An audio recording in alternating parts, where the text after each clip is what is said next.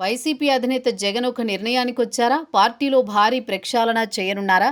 పని చేయని వారిని పక్కన పెట్టనున్నారా? ఎటువంటి మొహమాటాలకు పోదలుచుకోలేదా? ఇప్పుడు పొలిటికల్ సర్కిల్స్లో దీనిపైనే చర్చ నడుస్తోంది. ప్రస్తుతం రాష్ట్ర వ్యాప్తంగా వైఎస్ఆర్ కాంగ్రెస్ పార్టీ ఒక సర్వే చేస్తున్నట్టు తెలుస్తోంది.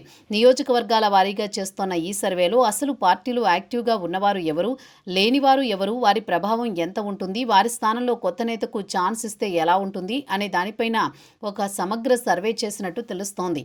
అయితే రాష్ట్ర వ్యాప్తంగా ఒక 100 మంది నేతలు పార్టీలో యాక్టివ్గా లేనట్టు స్పష్టమవుతోంది. అయితే వారిని పక్కన పెట్టేందుకు జగన్మోహన్ రెడ్డి సిద్ధపడుతున్నట్టు ప్రచారం జరుగుతోంది. వైఎస్ఆర్ కాంగ్రెస్ పార్టీ నేతలు కరువు లేదు.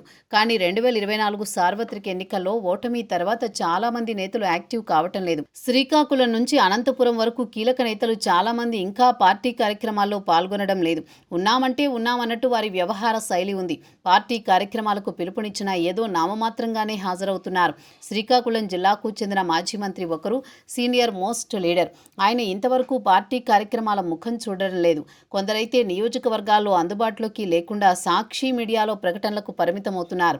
పార్టీలో కూడా ఎవరికి వారే యమునా తీరే అన్నట్టు ఉన్నారు. కనీసం పెద్ద స్థాయి నేతలెవరూ జిల్లాలను టచ్ చేయడం లేదు. ఇలా అయితే కష్టమే అన్న మాట వైసీపీలో వినిపిస్తోంది. ఇటీవల వైసీపీ నుంచి పుంజుకుంది అన్నది పార్టీ శ్రేణుల అభిప్రాయం. కానీ ఆ పార్టీ హైకమాండ్ ఇచ్చిన ఆందోళన కార్యక్రమాలు ఏవీ ప్రజల్లోకి బలంగా వెళ్ళలేదు. ఇటీవల మెడికల్ కాలేజీల వద్దకు వెళ్లి అక్కడ ఫోటోలు తీసి మీడియా మీట్లు నిర్వహించాలని అధినేత జగన్ రెడ్డి ఆదేశించారు. అయితే కొన్ని చోట్ల మెడికల్ కాలేజీల నిర్మాణం జరగలేదు. మరికొన్ని చోట్ల పునాదుల స్థాయిలోనే ఉంది. అక్కడికి వెళ్లి మీడియా మీట్లు నిర్వహించడానికి నేతలు ముఖం చాటేశారు. దీనిపై జగన్ కూడా ఆశ్చర్యపోయారు. స్వయంగా తాను ఆదేశించిన పెద్దగా ఫలితం లేకపోవడంపై పునరాలోచనలో పడ్డారు. అందుకే రాష్ట్ర వ్యాప్తంగా ఏ నేత యాక్టివ్గా ఉన్నారు, ఎవరు లేరు అనే దానిపై ఓ సర్వే చేశారు. రాష్ట్ర వ్యాప్తంగా ఒక 100 మంది నాయకులు అంత క్రియాశీలకంగా లేరని ఈ సర్వేలో తేలినట్టు తెలుస్తోంది.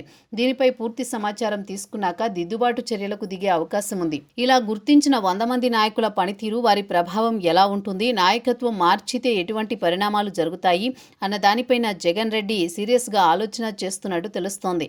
అయితే ఈ 100 మంది నాయకులు యాక్టివ్ కావాల్సిందే అని నాయకత్వం నుంచి ఆదేశాలు వెళ్లే అవకాశం ఉంది.